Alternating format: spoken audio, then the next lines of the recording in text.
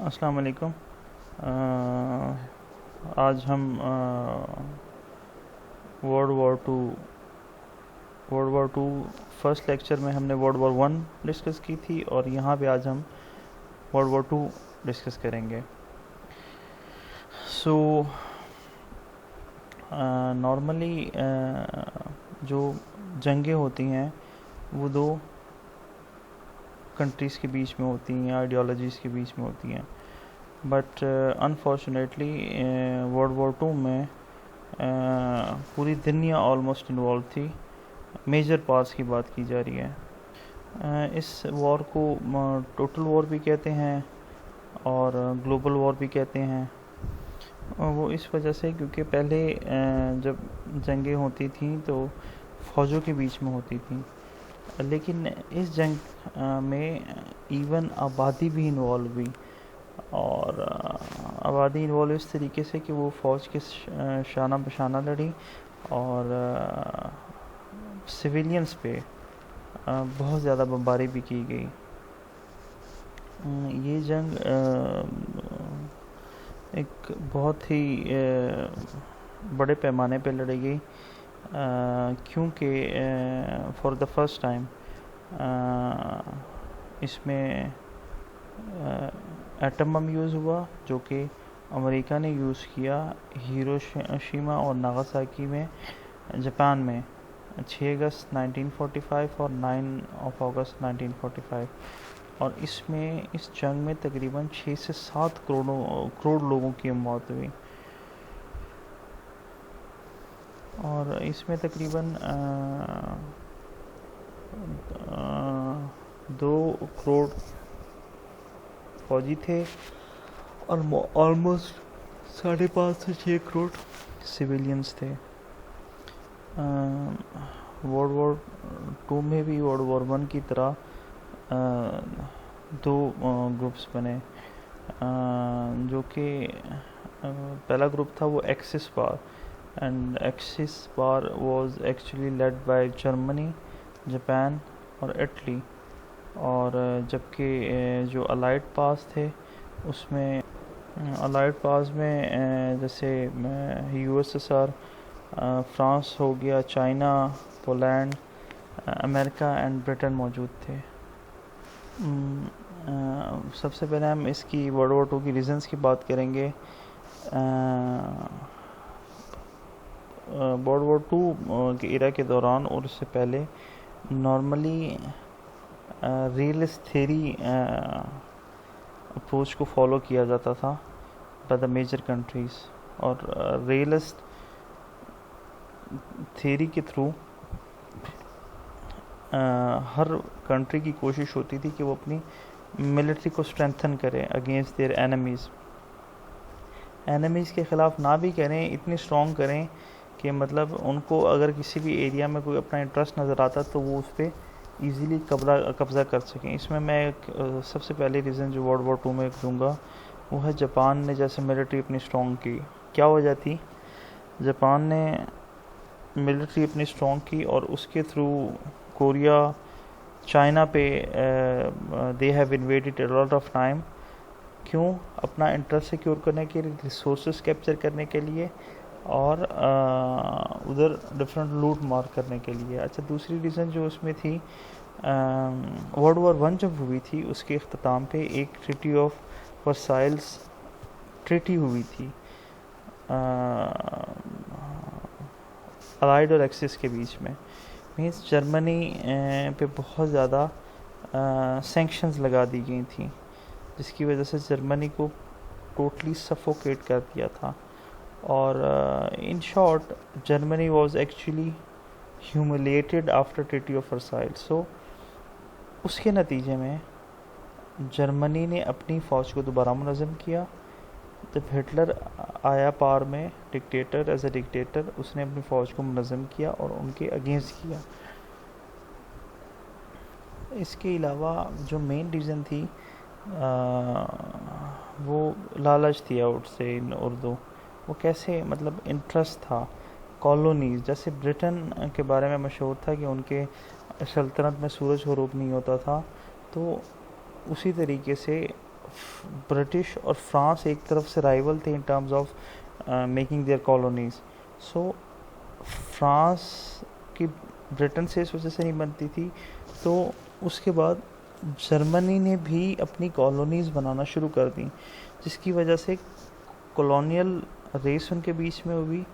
اور وہ بھی ایک مین وجہ تھی ان کے ہیٹریڈ کی آپس میں. اور جیسا کہ میں نے پہلے لیکچر میں بھی ورلڈ وار ون کے پہلے ورلڈ وار ون ٹاپک نیم تھا, اور فرسٹ لیکچر میں جیسے میں نے ایکسپلین کیا تھا کہ ورلڈ وار ون کے اینڈ ہوتی لیگ آف نیشن بنائی گئی تھی, جیسے یونائٹڈ نیشن ہے, اس کا مین کام تھا وارس کو روکنا, but unfortunately league of nation was not able to curb the وارس, اور اس وجہ سے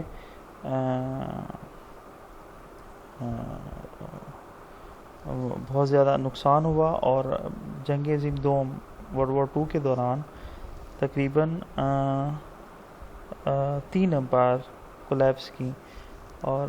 امپائرس کا مطلب ہے کہ کولیپس کرنے کے بعد کافی چھوٹی اسٹیٹس انڈیپینڈنٹ ہوئی, آزادی ملی انہیں. اور میں اس میں یہ کہوں گا کہ سب سے مین جو وجہ تھی ریزنز میں وہ ہٹلر ہی تھی. ہٹلر نے جو اپنی قوم کو نیشنلزم دیا, اور ہٹلر نے اپنے لوگوں کو یہ بتایا کہ مطلب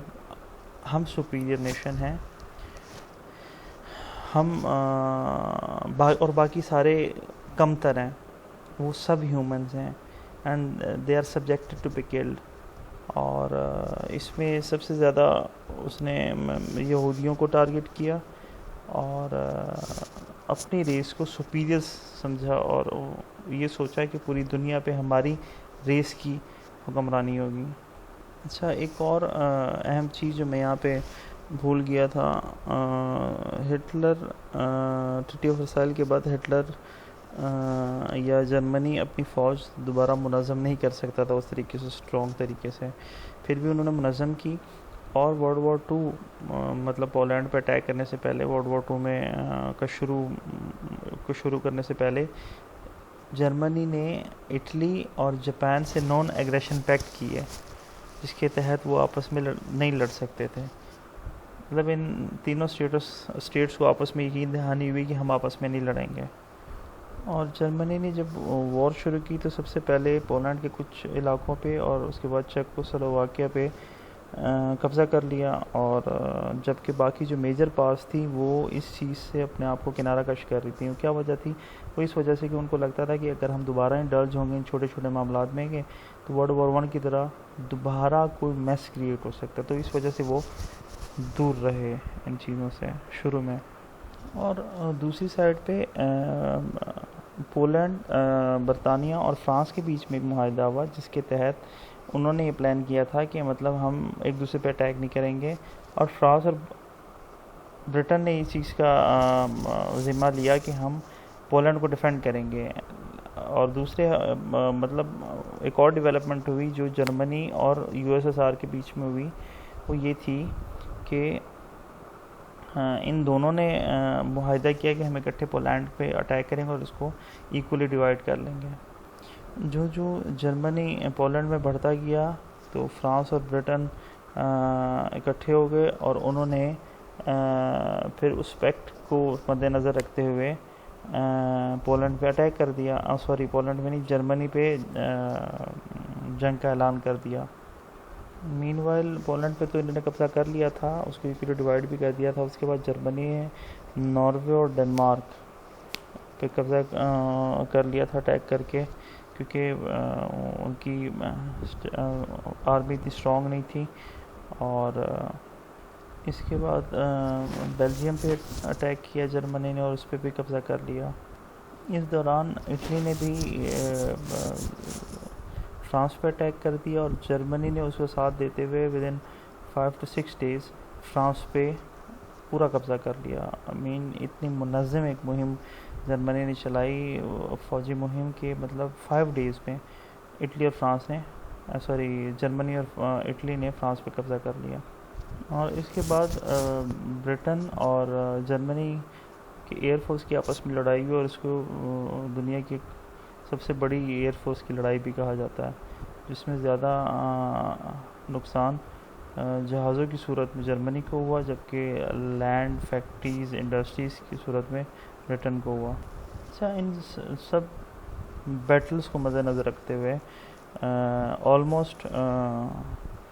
برٹن اور جرمنی کے بیچ میں جو وار چل رہی تھی، تو جرمنی برٹن کو اس طریقے سے نہیں قبضہ کر سکا، لیکن اس کے علاوہ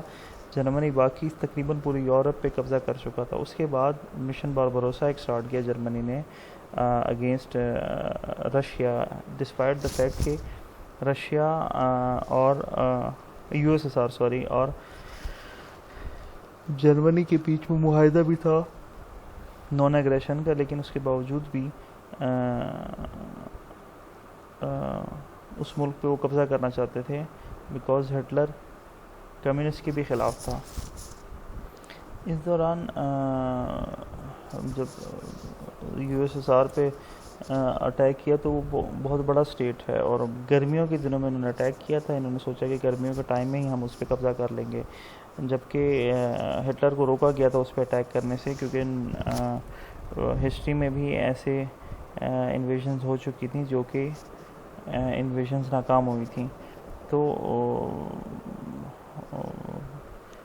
رشیا میں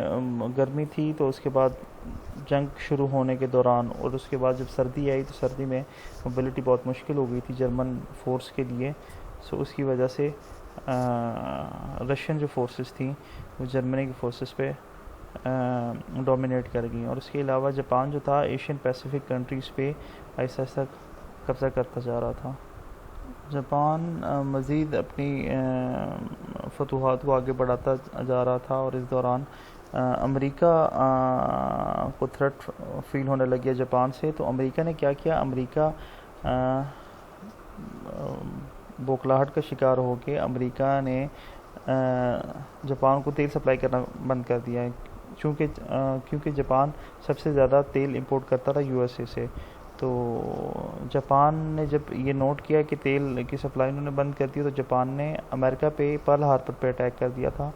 اور پرل ہاربر اٹیک کرنے کے بعد امریکہ بھی اس جنگ کا پراپر حصہ بن چکا تھا، اور اس نے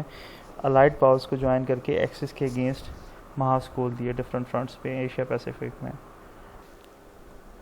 اس کے علاوہ جو جگہیں جرمنی نے قبضے میں کی تھی سوویت یونین سے، وہ سوویت یونین نے واپسی لے لی، اور بہت سارے لوگ اس دوران قحط سالی کی وجہ سے بھی مرے۔ اس دوران جرمنی کے ایسٹرن فرنٹ پہ سوویت یونین نے سارے علاقے ان سے لے لیے، جبکہ ایشیا پیسیفک میں فار ایسٹ ایشیا میں جاپان نے جن علاقوں پہ قبضہ کیا ہوا تھا وہ لائٹ پاورز نے اس سے لے لی، اور اس کے بعد لائٹ پاورز نے متحد ہو کے فرانس کو چھڑانے میں مدد کی اور جرمنی کو فرانس سے نکالا۔ اور اس کے بعد ایسٹرن سائڈ سے سوویت یونین نے جرمنی میں انویژن کر دی، اور پھر فرانس کو پہ قبضہ کرنے کے بعد الائڈز نے جرمنی میں ویسٹرن سائڈ سے انویژن کر دی، اور جرمنی کو پھر دو حصوں میں ڈیوائڈ کر دیا، اور اس کے علاوہ ہٹلر نے جرمن فوج نے سرنڈر کر دیا، اور ہٹلر نے اپنی بیوی کے ساتھ مل کے خودکشی کر لی۔ اور اس کے بعد جرمنی نے جب سرنڈر کر دیا تو جاپان ابھی بھی لڑ رہا تھا اور وہ سرنڈر نہیں کر رہا تھا، تو USA نے سوچا کہ if we will attack Japan we can lose 4 to 5 lakh troops during this fight and Japan won't give up easily, so they have decided to drop bomb on Hiroshima and Nagasaki۔ Hiroshima پہ جو گرا تھا وہ little boy, اور دوسرا بم جو گرایا گیا تھا اس کا نام تھا فیٹ مین۔